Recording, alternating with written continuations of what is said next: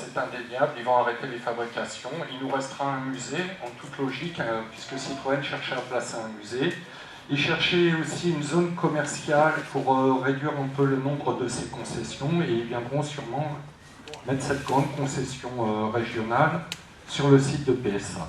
Toute la partie, ceux qui connaissent bien le site, toute la partie qui sert de parking, est déjà en voie d'acquisition par le Conseil général et la mairie, puisqu'elle est déjà proposée à des entreprises. Des réunions ont été faites sur ce point pour savoir qui aurait les capacités de racheter des terrains, tout en bloquant pour qu'il n'y ait pas une plus-value sur le jeu des terrains financiers à l'avantage de PSA.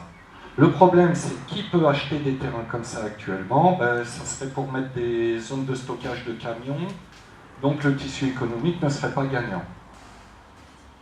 Il faut là aussi avoir une concertation avec des entreprises, ce coup-ci, voir qui est intéressé pour venir pour créer un emploi local.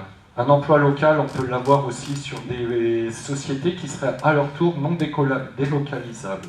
Or, la maison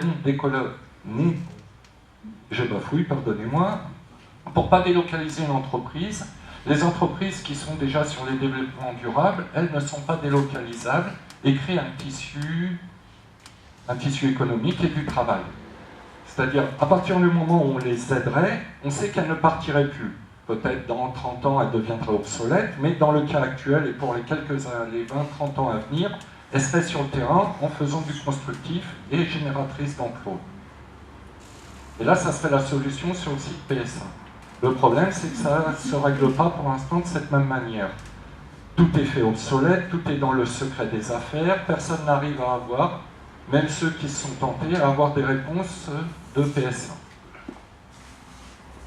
Ça reste encore très secret.